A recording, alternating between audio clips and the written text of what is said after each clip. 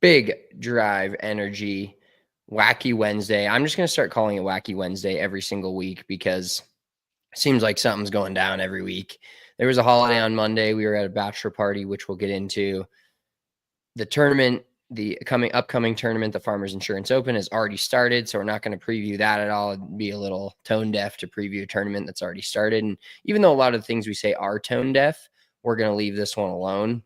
But we're going to talk about the win for Sepp Straka this past week at, PGA West.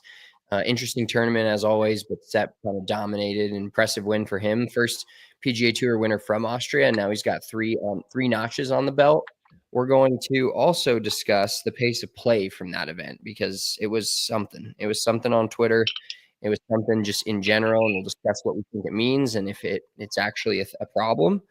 We've also got Tiger Woods in his TGL debut last week, not yesterday, but a week from Tuesday, and what that looked like, some funny moments from that. We're going to power rank the player golfers that are going to be featured in Netflix's upcoming third season of Full Swing. And we have WTF Wednesday, one of our newer segments where we basically just go what the fuck, and it's a Wednesday, what the fuck Wednesday. I've got a great one today, and I'm pretty sure having a child and just going through the things in my life, I'm going to have a great WTF Wednesday every single week. So we're going to hit all those topics. All right, let's tee it up.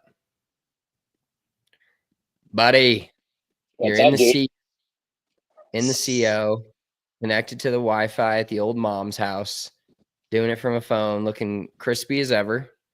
Yeah, dude, I got this ring light that I usually will use for like instructional videos, but as you can tell, the lighting is popping in my face right now.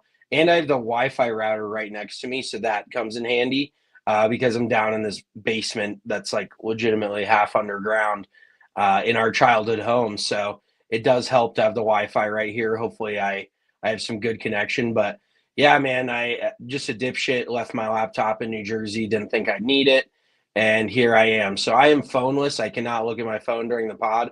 So whatever information, it's going to be like a game of telephone. You need to feed me information that I don't already have in my brain, which is quite a bit. So I'm relying on you. I've got plenty of takes. Those just come straight up off the top of the dome. But also our mom is napping, so I probably need to keep it down just a hair. I'm going to try not to get too overly excited. But yeah, dude, it's great to be back. It's cold as shit. Windy as all hell out here. So it's just a nice little winter slap in the face after being down in Tucson playing some golf. Yeah, well, let's get into that. Let's get into going down for a bachelor party. Shout out to Ryan Koenigsberg. We attended his bachelor party this past weekend, a long one. We flew out. You were out there even longer. But it's kind of like a vacation for you because you're doubling up and you're going to be gone from your new home for about 10 days. But we flew out Friday morning and got back Tuesday morning. So it was quite the trip. Played golf Friday, Saturday, and Monday. Chilled and watched football on Sunday. Went through about 1,000 beers and high noons and Coors Lights as a group. It was a trip. But let's just start off with the trip there because I feel like I've gotten pretty lucky in my life in terms of flying and not getting my bags lost, not being delayed. And I haven't flown a ton. I'm not a guy that's on a plane every single week, but I think I've traveled more than most. And I consider myself pretty lucky on the amount of times that I've never had a bag lost or had to get it delivered to my house. And unfortunately, this was one of the times. We rolled in Friday morning, a bit late, not a bit late, but like we dropped our bags off an hour and 10 minutes before the flight. So I thought we were chill. And I even sacrificed, if you've ever been to DIA, don't go if you don't need to. It's a terrible airport and just a clusterfuck in general, to be honest. But long story short, they have a garage you can park in that's like significantly more expensive, $30 a day than the outdoor parking that's like 200 yards further away from the airport. So I always park in the garage. Knew it was going to be a hefty bill when I got home, but I love to park in the garage. It's close. And with the weather the way it was in Colorado all week, which -4 degrees average and didn't get up over 10 degrees for 3 of the 4 days we were gone. Great time to be gone for sure. But I had to park my car in the garage, and then the garage was so full where I went in and we were kind of cutting up against it on time that I ended up having to park on the top level of the garage, which isn't a garage anymore at that point. It's just a 5th level parking lot. And so I was already salty paying the garage price for, I was paying prime rib price and getting bologna, getting fried bologna. That's a callback. If you don't know what a callback is, that's what a good callback is to the last pod. But I was paying for prime rib, getting fried bologna, but I dealt with it. It's whatever. I was just like, my truck's going to get snowed on. It's all good. Let's get in there, get our bags in. We drop them off hour, 10 minutes before. The guy that was taking our bags or like helping check in knew RK or knew the Buff Show, knew the DNVR verse. And so I was like, oh, hell yeah. Like we're in good hands here. And our bags get taken away like normal on the big cart. And I thought, cool, we're gravy. They did not make it. They did not make it to the airport in Tucson. We were sitting outside the bag drop and all the bags were coming out, and then it kind of stopped for a while, but that's usually not an issue with like the larger bags. I feel like a lot of the times they bring out those larger bags in 3 or 4 at a time. They're heavy. I pack all of my clothes, which is a different topic for maybe Mitchell will go in on me, but whenever I go golfing, I pack all of my clothes in my golf bag. I want one checked bag. I get up to 70 pounds. That bitch weighed in at 61. And all my clothes, my toiletries, my hats, everything is in my golf carry bag. But we're there and no more bags are coming out. And the chick comes out and is like staring us down. We're like, you got an issue? You want to take a picture? And she goes, are you guys waiting for bags? And I wanted to be like, and I wasn't actually on edge at this point. So this crossed my mind later, but I wanted to be like, no, we're just standing here for fun. We love the airport baggage claim area. It's just one of my favorite areas of all time. And we're like, yeah, we're waiting on some golf bags. And she goes, well, everything's already come out from the plane. I'm like, fucking sick. Cool. And this normally isn't an issue. And now it makes me kind of rethink golf trips in general. Where like, sorry about Ship Sticks. I'm sorry to do this to you, to all the listeners, but their product sucks. It's way too expensive when you can just check your bag and bring it with you. I guess maybe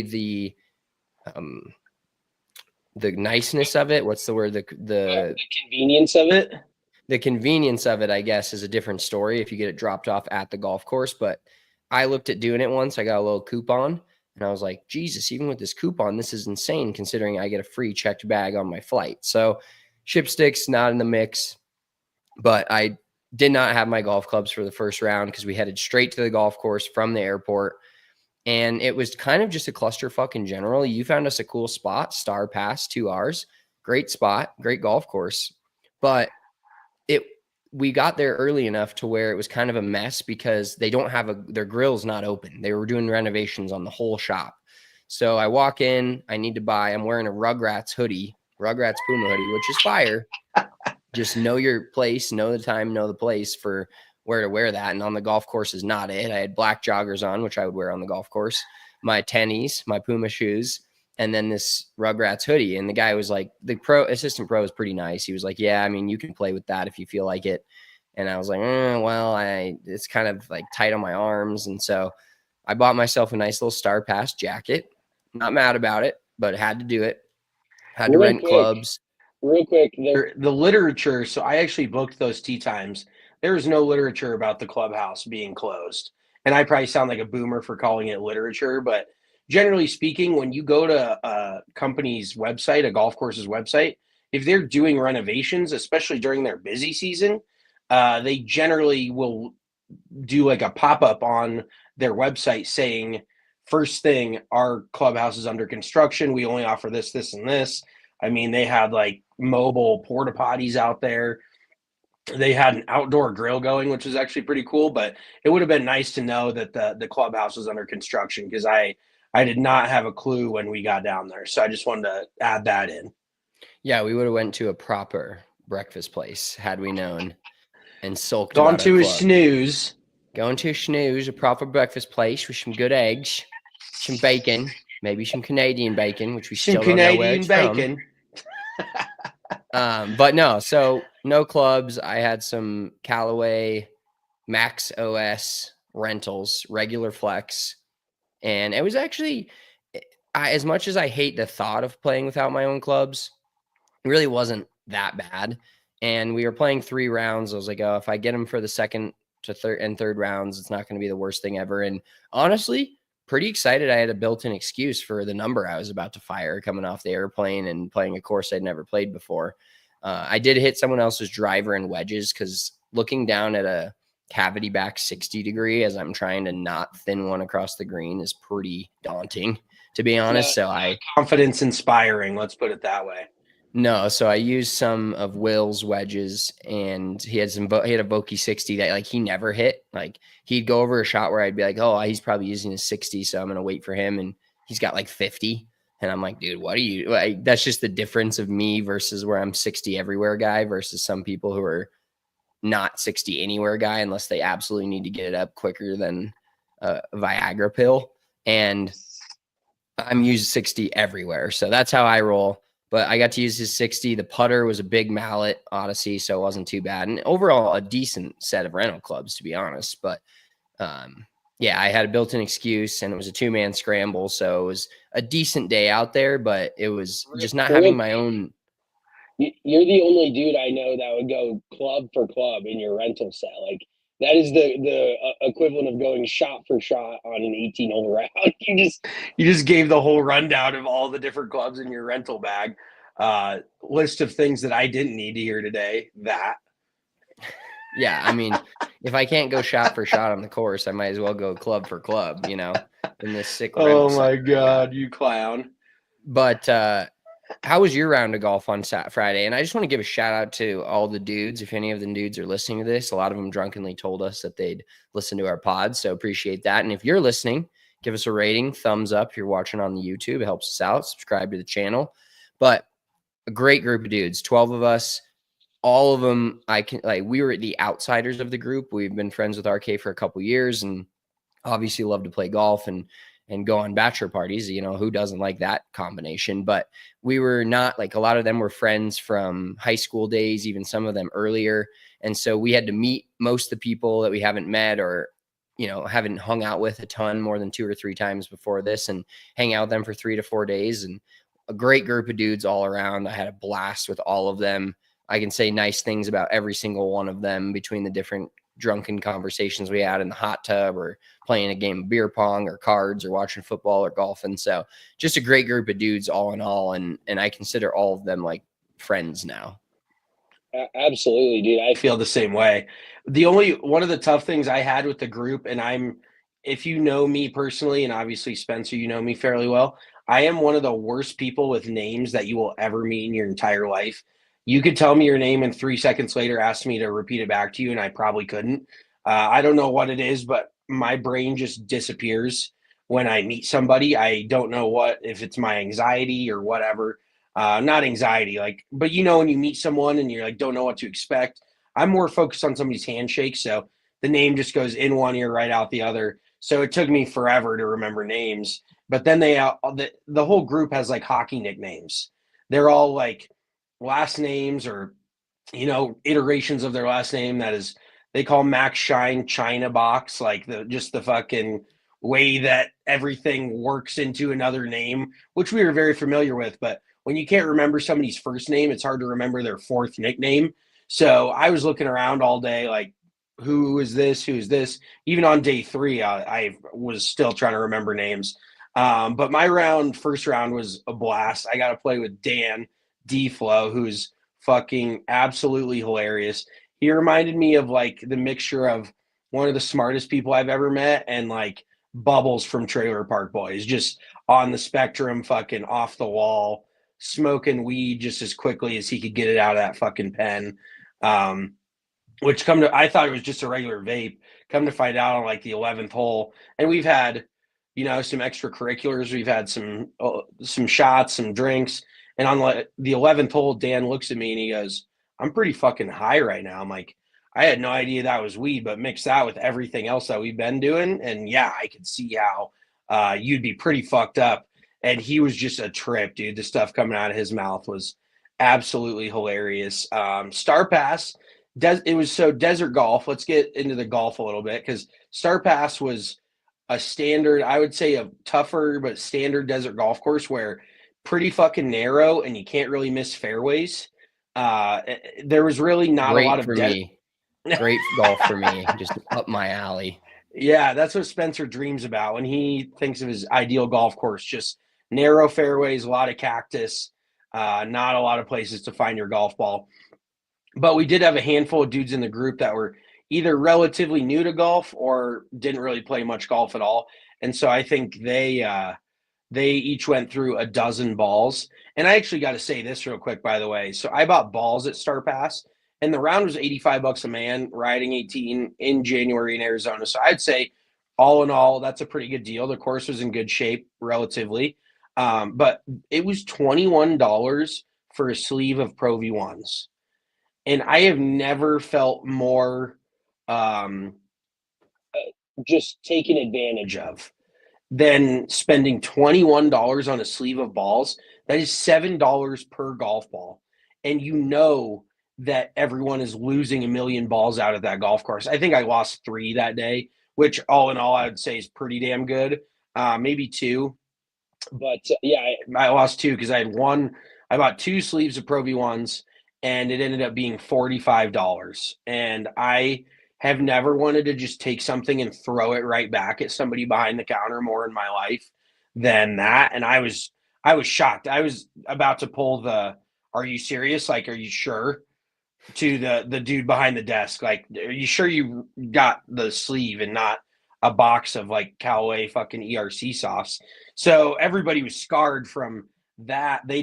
Everyone was like, "We're not buying Pro V1s," because there was probably 6 or 7 of us that actually play Pro V1s. The rest of us were just grabbing the cheapest balls possible. And a few of them grabbed Pro V1s at Star Pass and ended up dropping, I don't know what they're charging per box, but at $21 a sleeve, that was the most absurd thing I've seen in the golf industry. And I've seen a lot of crazy shit, but I was taken aback by that, to say the least. Yeah, well, and you talked about the guys that don't play a lot of golf and needed to rent clubs like me, but they didn't actually bring their clubs. They were just buying Pro Vs because they're not in the golf scene, so they don't know what they're getting. So they just said that, when somebody orders a drink and you go, "Yeah, I'll have the same thing." That's what they were doing. And then they were getting these $27 golf balls. And it became a joke in our group because Will, who I played with the first day, pretty bad off the tee in his debut in Arizona. And every time it was like, "Oh, there goes $7. Oh, there goes $7." And you get to a point where, like, I'm even a good player and you got me a dope custom dozen of Pro V1s for Christmas, and I brought them. But the first couple of holes, every round, we hit plenty of range balls, did all that stuff. But I'm like, I'm going to feel this out. I'm going to play my other balls for a little while until I feel a little comfortable. And I'm not going to just spray these dope Pro V1s that I got personalized all over this course and be out of a dozen in 17 holes. Like, I don't want to do that. And so they were just running it back with the Pro Vs, and it was just $7 swing in the desert. And we've talked in all about honesty, I did the exact same thing where I grabbed a shitty old ball out of my bag for the first tee shot and played it for probably like the first 4 or 5 holes. And then I finally felt like I was somewhat in a groove. And then I grabbed a fresh Pro V out of the bag because I was like, there's no sense in me just kissing $7 goodbye on the first tee. And even at any point, it feels pretty shitty losing a $7 golf ball. Yeah. And it was desert golf, which we've talked about before on the pod. And it is a good time, and it's definitely nice to be able to play in the middle of January when it never got over 0 degrees where I'm from and live. But it was the desert golf on all 3 golf courses that we played, where if you miss the fairway and then the 10 to 12 feet of rough before desert, there's a less than 2% chance you're finding your golf ball. It's not like, I'm not saying TPC Scottsdale that they play the waste management that's easy by any means, but there's a lot of shots you can hit there where you're like, "Oh, there's some cactus," and you may get lucky, may not. You're probably finding your ball. This desert was deader than dead. It was fucked. You hit it left of the fairway, you're not seeing it. It's fucked. You hit it right, you're fucked. There was no hitting it to other holes even, which is like my specialty. Sometimes I miss a fairway so far left or right that I get into another fairway. Shout out the Denver public courses where I can just do that all day long and not worry about it. But yeah, it's lost ball city. And during the second round, I lost 3 drives on all the par fives ate me up, which I normally don't eat them up. Like I'm not out here like 3 or 4 under like a PGA Tour pro, but I'm like, okay, I can make a couple birdies here and hit them in 2. I ended up making a bunch of pars, a few birdies on the fives, but I think out of the 12 par fives we played all weekend, I probably lost off the ball off the tee, 7 of them at least, maybe 8. And I was, we were playing ball and distance or stroke and distance, so I was up in the fairway or up near where my ball went out, dropping from 240. Ended up hitting one stinger 3-iron to like 5 feet. Missed that birdie putt for sure, made par. But like that was me off the tee on the par fives all day, where I normally am dominant, relatively speaking, for my level of golf. But yeah, it was miss the green, miss the fairway, miss the 10 yards of rough, which was actually great rough. Like the rough was not penal at all. It was perfect to be in if you're in it. But the desert was extremely penal. Well, another thing I will mention too, that a lot of people don't think about when it comes to desert golf is all those guys were wearing shorts. And you and I have been pants on the golf course people for a long time. As a club pro, you get pretty used to wearing pants.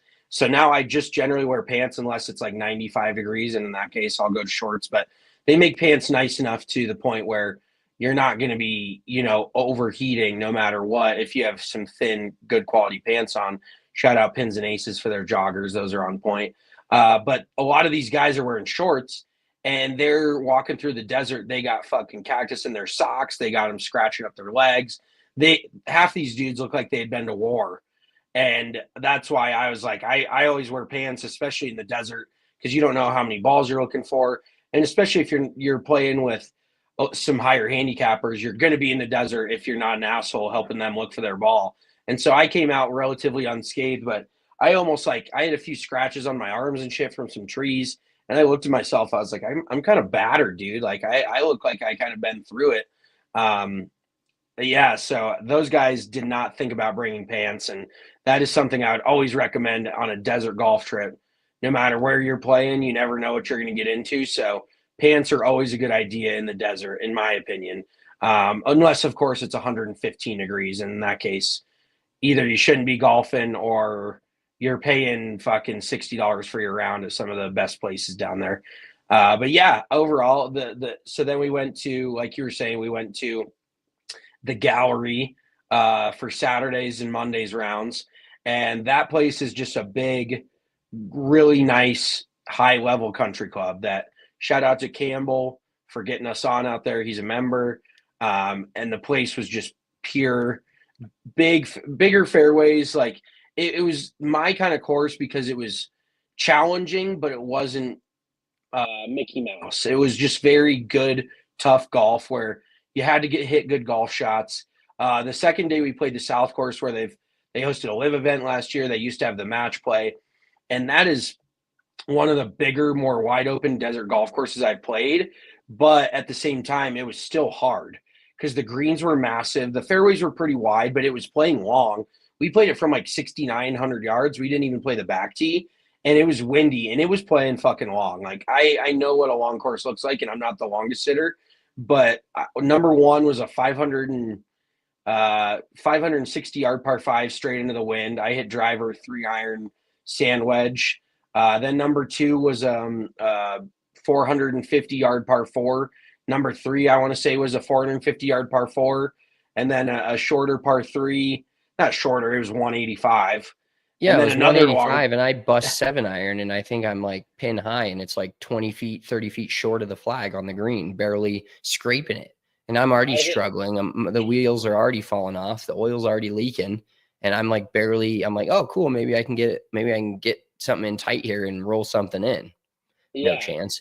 And really, the most intriguing part about the golf course because 90% of golf courses that aren't like tournament style, professional style courses are always 9 holes goes in, comes back to the clubhouse, and then 10 through 18 goes back out or at some point and circles back around. And we were dead into the wind and straight away from the clubhouse for the first 8 holes on Monday, 2 days ago, where we were just battling the wind. And it was, complaining to anyone in Colorado is tone deaf, super tone deaf, but it was chilly. I'm not a warm guy. I'm a pussy when it comes to cold. And it was probably barely in the 50s, maybe high 50s. And it was also windy. So I bet there's some wind chill at probably in the 40s. And I had pants on. I had a jacket on. I had a jacket on both days, all 3 days really, for 18 holes. First day was because I didn't have anything else underneath my jacket and I had to buy one. But the last 2 days, I had a nice golf shirt on that I couldn't even show off my pins and aces style because I was so fucking cold. And I'm just like fucking shivering out there. Wait, you at least had some Sort of t-shirt on under the outerwear on Friday, right? Yeah, I had a black like cutoff shirt on because I like to wear cutoff shirts under my shit. You're a Judge me. psycho. For wearing those cutoffs, but at least you had something on under there, because I was about to say your nipples had to have just been raw by the end of that. And we know the surface area of those puppies, they were getting a lot of that quarter zip. So I can only imagine how they were handling that. Oh, at least you had the cutoff on. Let's just put it that way. But yeah, I was slightly protected. Well, and the funny part is about the cutoffs you wear is they have like 10 threads left on them. They're shirts you've had since high school. So they're really like nothing. They don't even do anything. It's maybe just like your wubby, your security blanket, for lack of a better term, that you wear constantly and just don't take off. But I don't personally get it. It 100% what it is I don't like my belly or my asshole showing at any point. And so I like a worn down, tattered, beaten up cutoff to go under my hoodies that tucks deep into my pants. So if I'm bending over, there's a 0% chance my lower back end or asshole, top of my ass crack is coming out. And if I, lift my arms up, my stomach's not getting cold because I hate that feeling. So that's the story behind the cutoffs for me. Dude, the tummy pop is one of the worst fucking things. Like, you reach up above your head or something and you just feel that cold air rush into your lower stomach area, and you're like, oh wow, this is fucking embarrassing. This is not what I was looking for. So I don't blame you. Like, a lot of people give us shit for wearing tucked in golf shirts because we just are used to tucking in our shirts. But one of the reasons is I don't want my stomach exposed at some point, or my ass crack. Same thing. Like, if I bend over, there's a better than 0 chance that my asshole, not my full asshole, but the top of the crack is going to be exposed at one point or another, along with possibly all the way up to my belly button, which is one of those cavernous holes that has like the spinning thing where you just can get lost in it and you just disappear. You just get sucked in. It's like the transfer portal in that Dr. Pepper commercial. That is my belly button. Like, you're going elsewhere if you stare at that thing too long. So yeah, I definitely keep that protected at all costs. Oh, 100%. Both overall, though, great bachelor party. Awesome time with the boys, watching football, hot tub, slinging drinks, playing beer pong, playing golf. We never left the house other than to go to a golf course. There's no bars. There's no titters. There's nothing. It was just straight up golf and hanging out with the boys, watching sports. Nothing better than that on a Martin Luther King Day weekend. Yeah. Can you ask for anything better? And on top of that, having the hot tub and the pool at our disposal, like, a few of the dudes spent more time, I think, in the hot tub than they spent out of the hot tub, which I don't blame them. If I owned a hot tub, I would be in that thing almost every night. But a few of them, I think, we're going to fucking start growing gills at some point, because every time you find them, they're just in the hot tub drinking fucking, which probably isn't great either, but we're tough. We live on the edge. So we definitely took full advantage of the amenities. Oh, 100%. All right. Let's get into a little bit. You got anything else from the bachelor party, or should we get into the TGL a little bit? I don't think so. I've got something else, but that's for my What the Fuck Wednesday, so I'll save that. We'll save the What the Fuck Wednesday for the very end. Let's talk about the TGL and some interesting storylines. We've gotten 3 weeks in. I'm not going to lie, like 5 p.m. on a Tuesday, 5 p.m. Mountain Time is a great time for that to go on, because even if my teams are playing that night, it's not till 6 or 7 at least. So it's a great time to have some quick fix sports with some entertaining athletes. And let's talk about Tiger Woods' debut, which was last week. So a week from yesterday.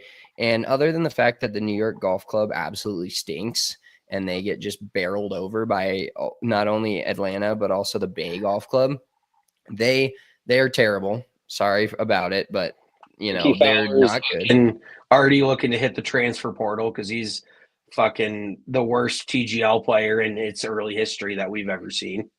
Yeah, but last week, great moment, and it's on our cover art thumbnail for our YouTube. So if you're not watching this on the YouTube and want to see our stupid faces every week, check it out, youtube.com, Big Drive Energy Golf.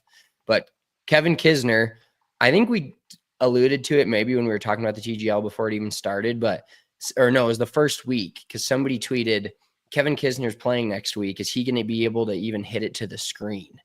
And so that was hilarious. And then he ends up shanking one that hits the flag, and Tiger, him were just dying laughing. And I think it's growing on me in the terms of just the production value, and the overall technology is life-changing. And when I say life-changing, I'm obviously it's not curing cancer or anything like that, but in terms of the golf world, like I'm still miffed at the green circling around and the light coming on where you're supposed to chip from. Like, what 3 weeks in, seeing Tiger out there, what are your thoughts overall?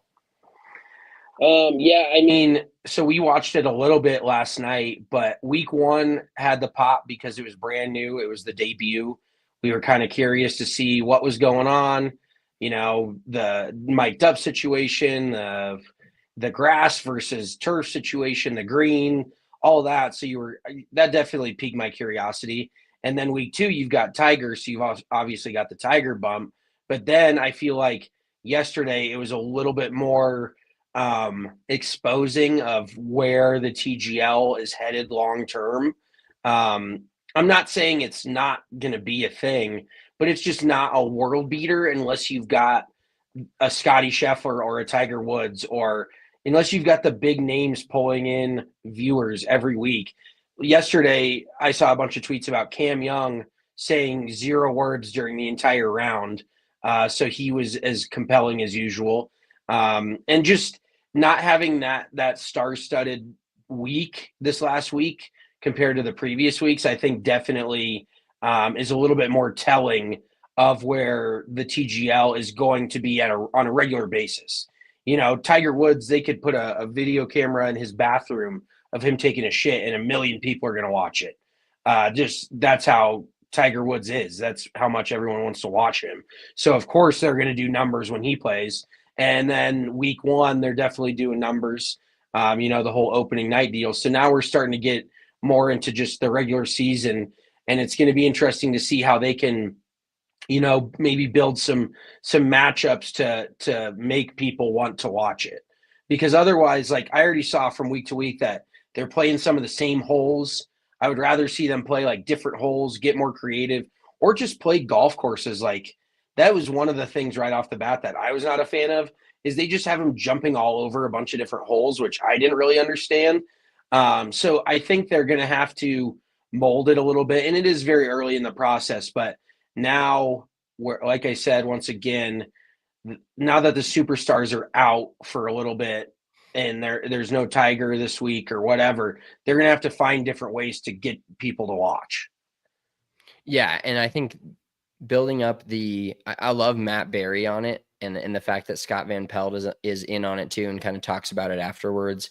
I do think some of the players, the overall product isn't necessarily going to shine through, but as we get more teams out there, I think some players will either, you know, step up their game in terms of likability, like has nothing to do with actual golf, and some Billy players Horschel did yesterday.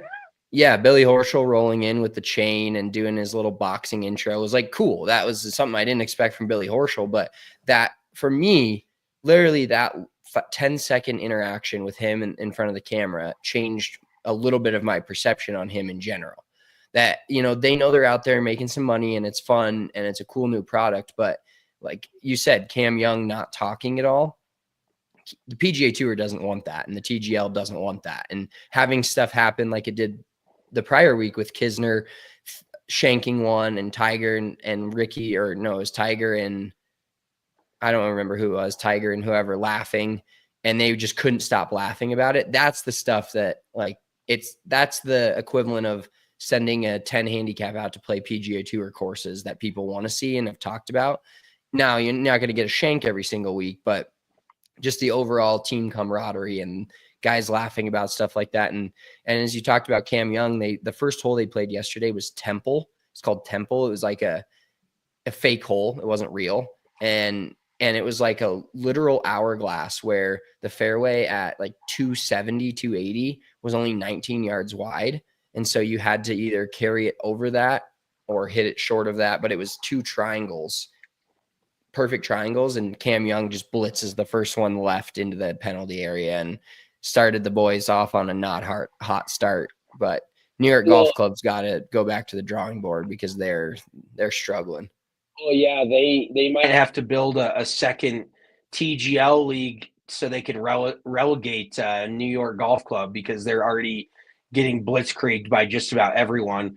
But what I will say too is maybe they lean more into personality than they do quality of golf, because Kisner is the perfect example. He's got the great personality that a lot of people would tune in for. Maybe not the best golf in the world, but the average golfer almost wants to see less than elite golf sometimes. Like it's very like that's part of why YouTube golf is such a popular thing.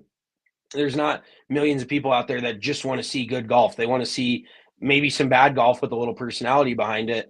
And I think the general public is now just realizing that there's a lot of professional golfers that have pretty fucking boring personalities. Like, you don't get into golf if you're the life of the party and you're the coolest dude around. Those guys are in the NBA, in the NFL. You know, those guys are not playing golf growing up. They're generally, the golfers are a little more recluses. They're a little more introverted, I would say. So you're not going to find a bunch of golfers out here that want to talk a bunch of shit and just be the life of the party out there. Yeah, and that will shine through in certain players, and I think there'll be some surprising ones. But then there's also going to be you watch someone and you're sitting there like, yeah, that's exactly how I anticipated that guy being. You know, Scotty Scheffler, if he's out there, once he gets over his ravioli incident from cutting his hand or his wrist or whatever ended up happening on the Christmas holiday, maybe after a few too many Coors Lights, he'll never admit that. But there, it's interesting to see the most dominant player in the game right now who has shown a little more personality over the course of the last 6 months, whether intentionally or unintentionally, is actually kind of a funny guy.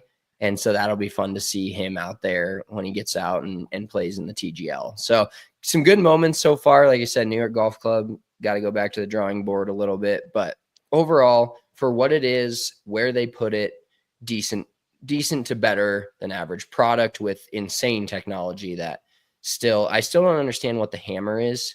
I need to just Google it or just watch a little more closely. It's basically a press. It's for non-golf or for actual golfers. It's basically a press where at any point in the middle of a hole, you can throw the hammer down. The other team has to accept, but then that single hole was worth double. Okay. That makes sense. Yeah. So you could just like blatantly throw the hammer down when you hit 1 to 3 feet, and then they're still 200 yards out in 3. But they have to. The other team has to accept it. They can't just press without it and accepting other teams. So. Okay, that's fair. Well, let's move on a little bit to the real golf from the past weekend, the American Express. Shout out to Sepp Straka. Guy's becoming a little bit of a fringe top 20, top 15 player on tour right now. Can win anywhere, has a great game. You know, like I said in the intro, but the first player from Austria to ever win a PGA Tour event and now has 3 wins to his name.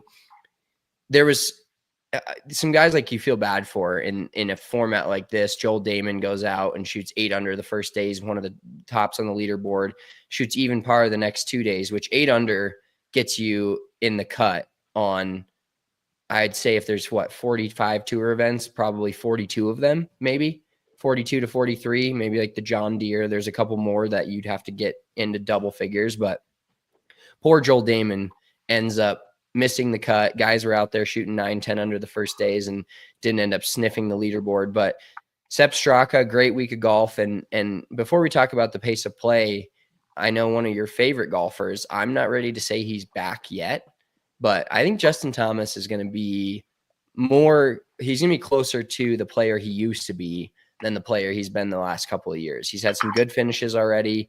He's he's on the TGL, obviously, which doesn't really say what form you're in. But I think Justin Thomas is going to have kind of a bounce back year this year. I could definitely see that happening. I mean, we've seen that his game is there. He's got the ball striking. He's got the putting. But it's one of those mentally where you just have to get back there confidence-wise. And golf is one of those things where, if you play golf, it. You could be playing 10 good rounds straight. You feel like you're on top of the world. And then you have one bad round and you read too much into it a little bit. And then you start overthinking stuff, and then it takes a quick downhill turn, and then it is really tough to climb back up that mountain sometimes, especially when you take a guy, Justin Thomas, who was winning majors. He was at the mountaintop, and now go back to 2 years ago, he was fighting for a tour championship, or I'm sorry, a playoff spot. He was fighting to be in the top 70 a couple years ago, so a big fall off for him. And just regaining that confidence. And it really does come from within. We've talked about it with a lot of elite athletes. Basically, he is physically capable of doing everything that needs to be done. He hits it 310 off the tee. He putts it well. His iron game is good. His short game is good. It's about the mental space that you're in. So he just needed to get back there. And I wouldn't mind seeing him do that. And he actually released that letter this week it was like an open letter to the PGA Tour from the Players Tribune, which is always like a kind of an interesting read. But basically, he was saying that the PGA Tour needs to do some pre-round interviews and give a little bit more access to the players as part of increasing the availability of the product. So Justin Thomas is all about the betterment of the PGA Tour, getting the product out there, moving in the right direction. And you can tell he does care, which is cool. I don't dislike the guy. I dislike Jordan Spieth more than I dislike Justin Thomas. There's really nothing to dislike about JT. I would just like to see him actually get back to it and play, where I think his potential is, which is a top 10, 15 player in the world. Yeah, and especially with a lot of the live guys off the PGA Tour, he's one of the top, I'd say 7 to 10 names of the players that are household names. He's won 15 times. I heard that on his TGL intro last night, 15 times on the tour, 2 PGA championships. And he's a guy that a lot of people resonate with in terms of the fringe golfers that maybe just watch the majors and a few other tournaments in the summer when nothing else is on. He's a guy that can capture more viewership for the PGA Tour. So I think it's a bounce back year for a guy like Justin Thomas and maybe Ricky Fowler too.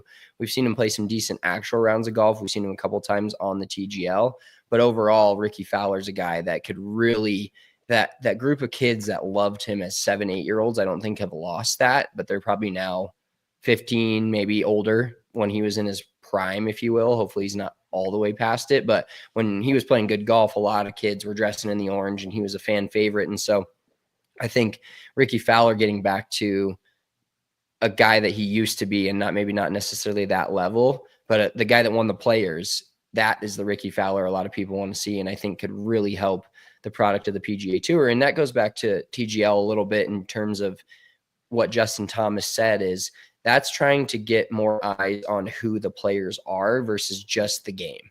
Because if you watching Full Swing, which we'll get into power ranking the Full Swing featured players here later, people watched Full Swing because it was a cool new Netflix show. And then some of those people were converted to actually watching golf, even though golf to them is. Bless you. I tried to mute myself. I didn't get it. Damn it. Even though golf to them is boring, but they watched Full Swing and then they recognized when they watched a major or something during golf, or like, it's, golf isn't as boring and I know this guy's backstory and this different stuff. So it's something that people can latch onto in terms of knowing them more as a person. And I think that's what JT's talking about. But let's get into the pace of play from the Amex, because it was tragic. Now, we'll fully admit we weren't locked into it because it was divisional weekend in the NFL, and shout out to the PGA Tour for this weekend starting on a Wednesday, even though it fucked our picks and fucked our pod, preview of the American Express, whatever, or not the American Express, the Farmers Insurance Open. But the 3 different tweets here about pace of play in the American Express. From Andy Johnson, the final group took 339 minutes to play the final round of the Amex, which is over 5 hours, almost 6. Kyle Porter, it took exactly 1 more hour for the NFL to conduct 2 playoff games than it took for 3 golfers to complete 18 holes at the American Express. And Tron Carter from No Laying Up quote tweeted a tweet that said, took final group 3 hours and 50 minutes to complete 12 holes. Doesn't matter if initiatives like TGL succeed in attracting new fans. If this core product being presented to audiences, if this is the core product being presented to audiences, golf is failing at a higher level. And Tron Carter quote tweeted it with, the final group played in 5 hours and 40 minutes on Sunday. Calling it the American Express feels like false advertising. Nothing express about it. And I want to pose a question to you. As pace of play is one of the most talked about things between not only professional golf and amateur golf, does a really slow pace of play actually affect the on TV product for people watching the tournaments? Yeah, I mean, I think it does when it doesn't matter day 1 and 2, usually Thursday, Friday, because there's so many shots that can be covered. Whether the PGA Tour covers them or not, we know they're great at just doing that. And by the way, sorry to get off track, but this just reminded me. Did you notice that on ESPN Plus they've taken away the main feed on the available ESPN Plus I guess live feeds? They've taken away the main feed and only had pairings now, or 1 pairing. Yeah, it's there. I think it may be just due to the first couple of weeks of the season. I think the more events they get into, I think it's literally due to the lack of TV cameras and ability to track everything. I'm not joking. I think that's what it is. I mean, if that's the case, then okay. But like, if they just straight up stripped us of the main feed on ESPN, when you could wake up first thing and watch those guys, first players of the week tee off and watch golf for 4 hours on a Thursday morning. If they just straight up took that away, that's complete bullshit. But pace of play, back to it, Thursday, Friday, I don't think it matters because there's so many shots. But then if you've got a battle at the top in the final group, which, happens relatively frequently, and these guys, there's 5 minutes in between golf shots, then yeah, it's borderline the equivalent of college football running 18 commercials in 1 quarter. And it's not even commercials. I mean, now they're doing the playing through with the commercial on the side, but they're playing through to nothing. They're playing through to guys walking. Yeah, they're playing through to somebody's pre-shot routine that takes 5 minutes. So yes, it definitely makes the product worse when you can't keep people's attention, where they're seeing a golf shot every 5 to 10 minutes. There's a reason there's a play clock in football. The teams can't take 5 minutes in between plays. And it's a different product, but if they put every player on the clock and you had a minute from the time you got to your ball and actually just to pull the trigger, once the guy, and it's like beating a dead horse at this point. We've always talked about what are ideas that could speed up the pace, but there's just no accountability. There's no accountability from the top down on pace of play, and they don't want to piss the players off because guess what?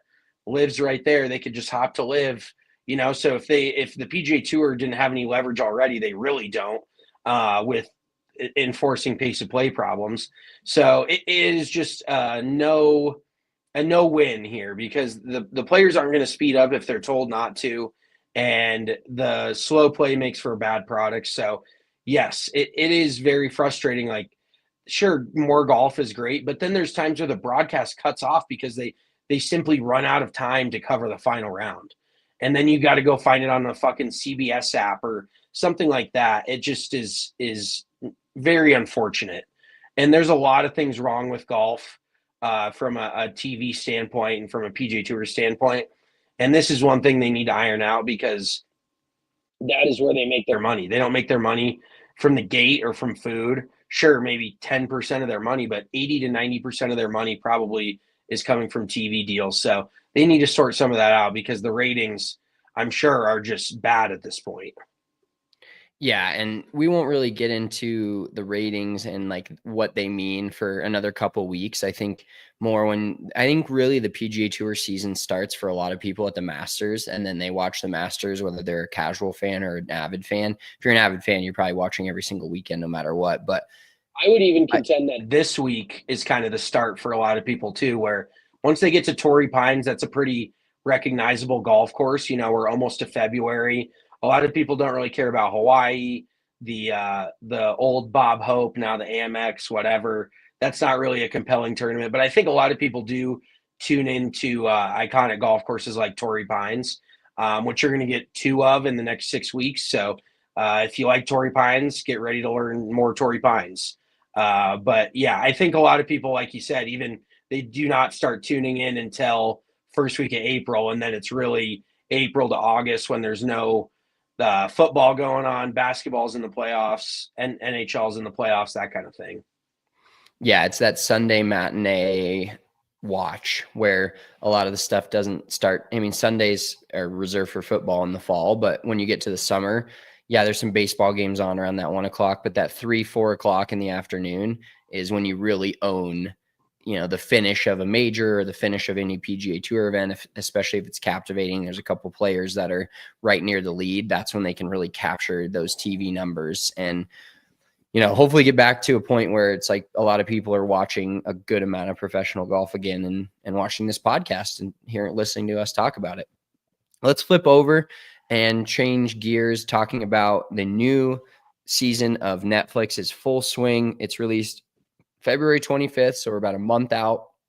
And they listed the players that will be featured in the season. So there's a lot. I didn't count them. There's probably 15 or 20 in here.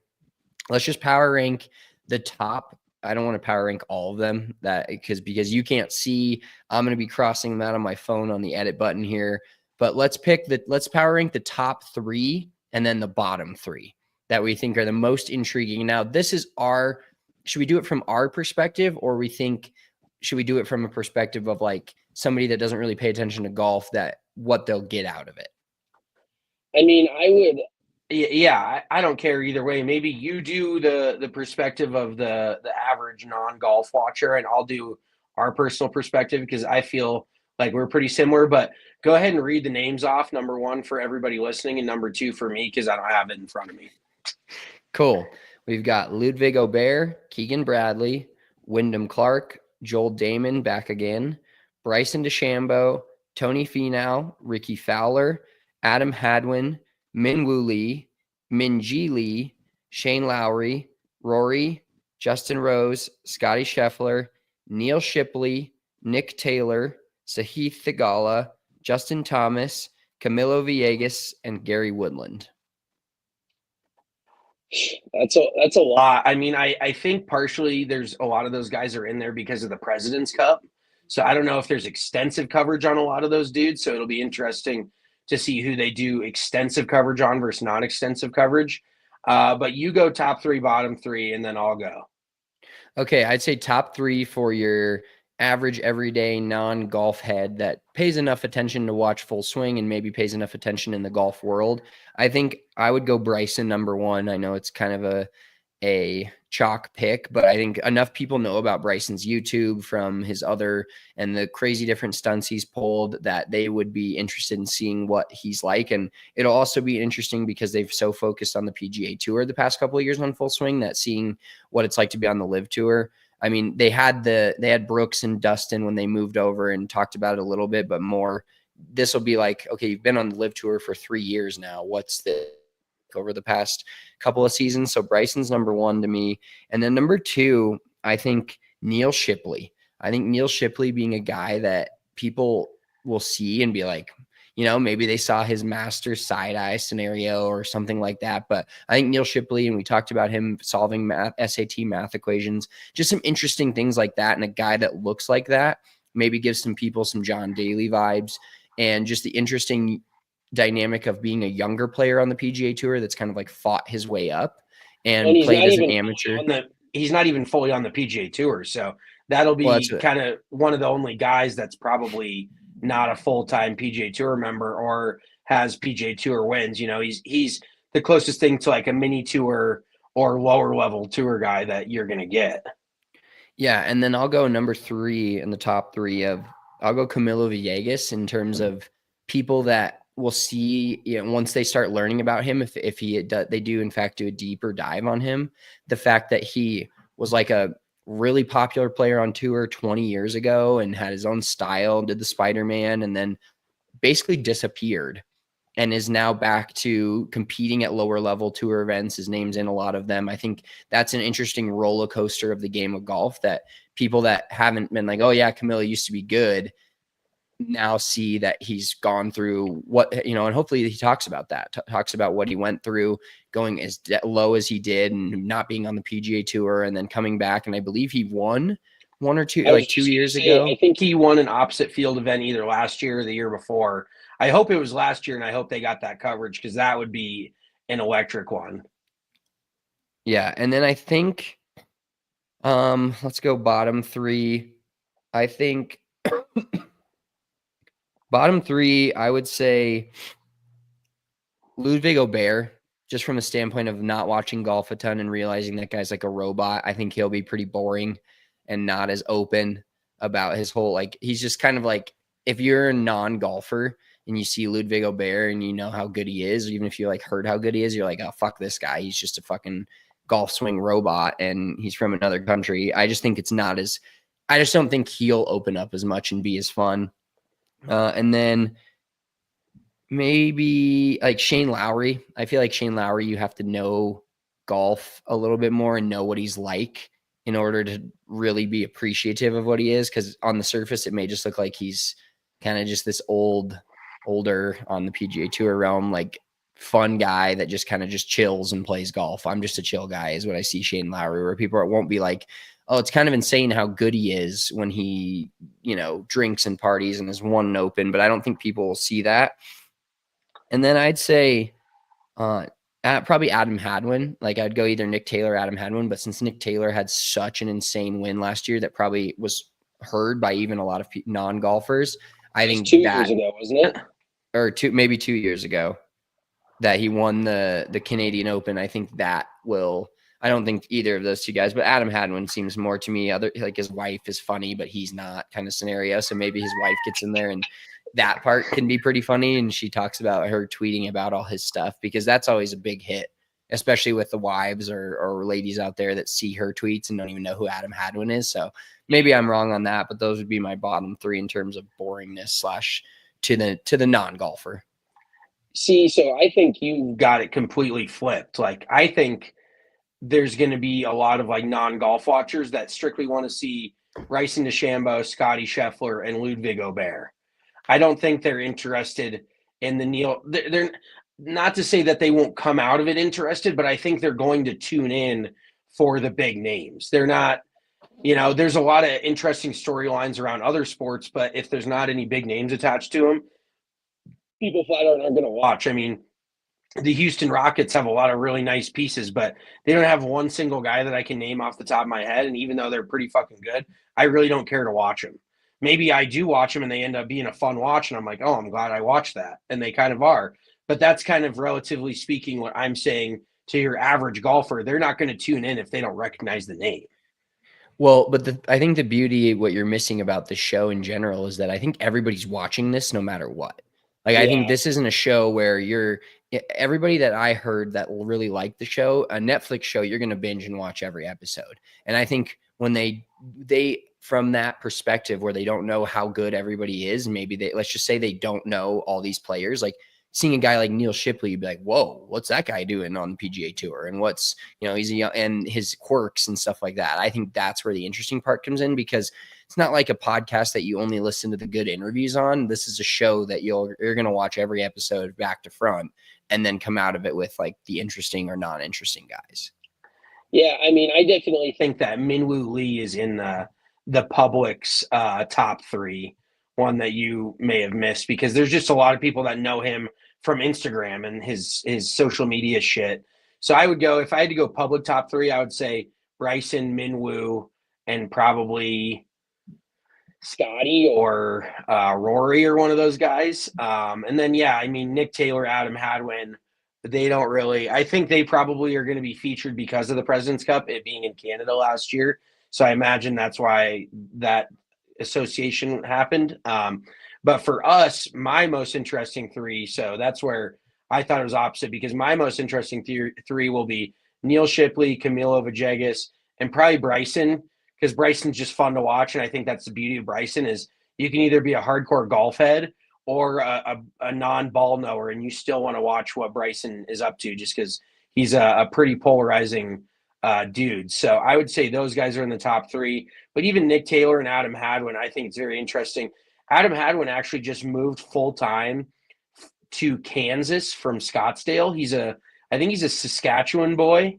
And then he lived in Scottsdale, and his wife is from Kansas. So he lives in like Hayes, Kansas now, which I think would be interesting if they actually got kind of a rundown of what his day-to-day there, and seeing kind of what his setup is, because there's not that many guys that live in a Midwestern state that are on the PGA Tour where they don't have full access to golf right outside their back door and they're still on the PGA Tour, So I think that one would be interesting, but a lot of people don't know who Adam Hadwin is.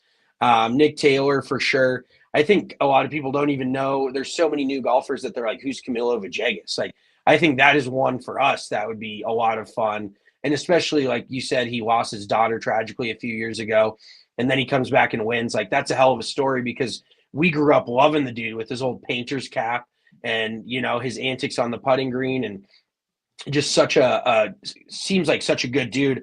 Actually started racing. I bet they'll talk about it. He was racing road bikes professionally at some point. He got so into working out. He was like one of the OG guys that got so fit that he actually almost turned his focus from golf into racing road bikes, which is something I'm sure they'll touch on. But yeah, I think overall there's a lot of guys that, like, Rory is in the, we see his shit all the time. He's one of the most spoken dudes in the media. Scotty, we've seen him. He's watching paint dry. Him and his wife just walk to their favorite coffee shop and then go read the Bible. And then he hops in his 2005 Denali and goes and beats a million balls, and he just hits it better than fucking anybody. I think another interesting dude, and now I'm just not even ranking, I'm just kind of throwing him out there, but this would be my last one. I would say is Victor Hovland is a very interesting guy. I feel like he gives off a different personality than he actually is outside of golf, which is pretty rare. Because like Patrick Cantlay, imagine before you go too deep down that rabbit hole, I know you don't have the list, but Hovland's not on it. Oh, I thought you said Hovland after Aubert. No, Keegan Bradley. Oh, okay. I'm sorry. I thought Hovland was included there. So Hovland's not included. That's kind of a bummer. I would say Aubert too, though, I think it's interesting to see any like foreign player, if they actually follow him back to their hometown or not. Like, that would be something I would be interested in. Him being from like Northern Europe, kind of seeing how he grew up and where, and then going to Texas Tech, and all of a sudden he's just like budding PGA Tour star. I think it would kind of be cool to see his humble beginnings, or not so humble, who knows, but just seeing how he grew up in a different country, I think would be pretty cool.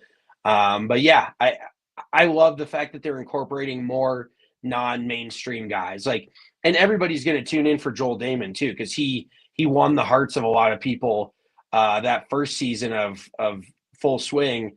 And then this last year, he goes through almost losing his tour card, like being a bubble boy. So I think that'll be great footage as well to get his perspective and kind of get some candid shots of him going through that process and the pressure of legitimately you could lose your job tomorrow. That is one thing I don't think the PGA Tour did. So they kind of got a 2-for-1, because Joel Damon was a fan favorite, and now he's also last year was competing to keep his tour card. So I think that'll be a hot one as well. All right, you got to give me your bottom three, and then we'll get to What the Fuck Wednesday. My bottom three personally, Scotty, Rory, and fucking probably Aubert. I mean, or Wyndham. Yes, yeah, Wyndham. Thank you. That is one. Wyndham.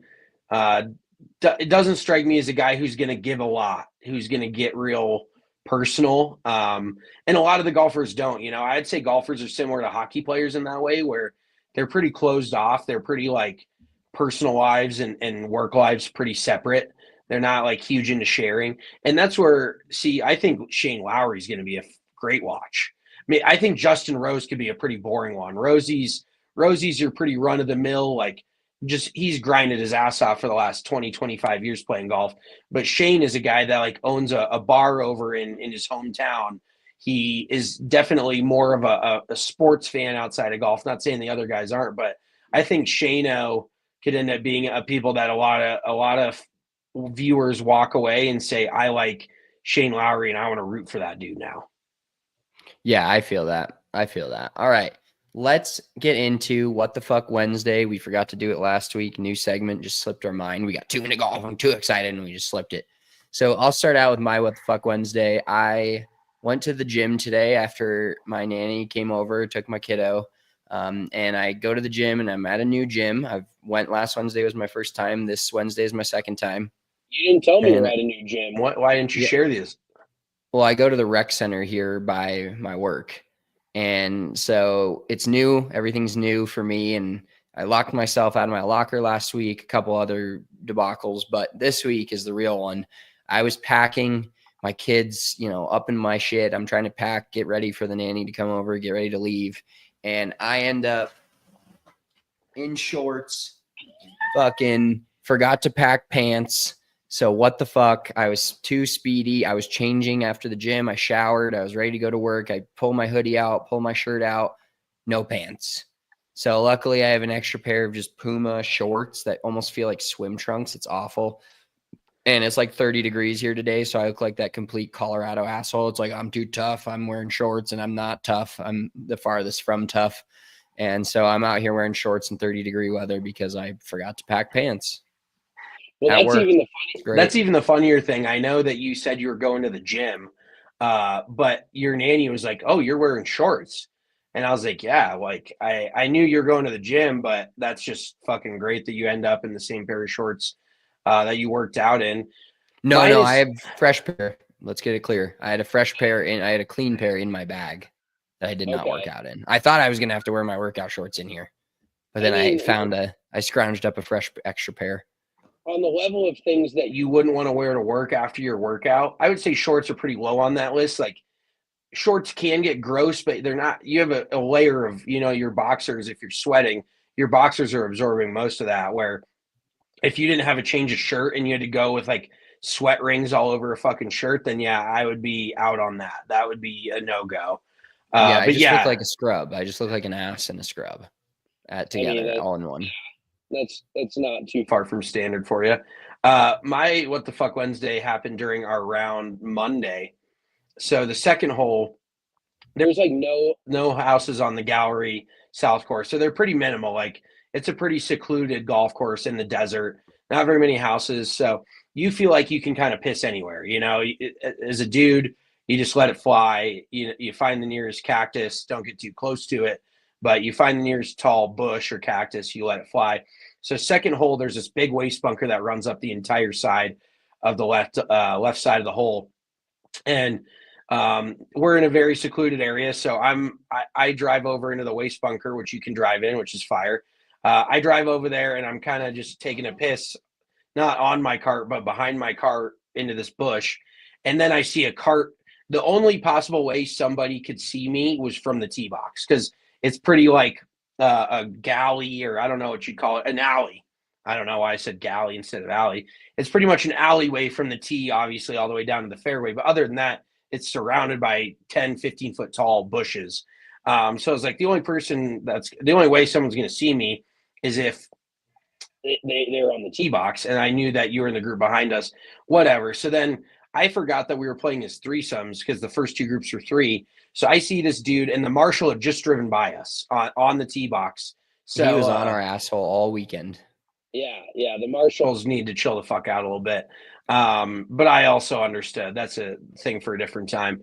So anywho, I'm pissing kind of back towards the tee box almost, and I see this cart pull up, and I'm like, the fucking marshal's just staring me right in the horn. He's just looking right at me, and I'm like, I don't want to get kicked off this golf course. So I just shut it down mid piss, and as a dude, you know how hard that is to do. And I didn't shut it down quick enough, and I just pissed all over myself. My pants were full of piss. My boxers were full of piss.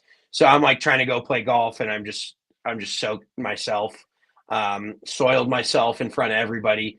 And then come to find out, it was just the single that was in your group, Tucker, back on the tee box. I was like, motherfucker, dude. I looked around when you guys caught up to us. I was like, he's wearing like a light blue shirt, and I could have sworn it was the Marshall.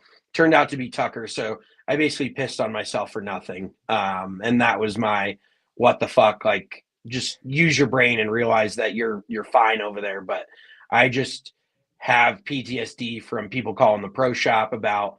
I've never actually gotten caught peeing on the golf course and like had consequences, but there's been plenty of people I know that have. So I did not want to be that guy that got like the group kicked off for public indecency. So it was just a tough look for me.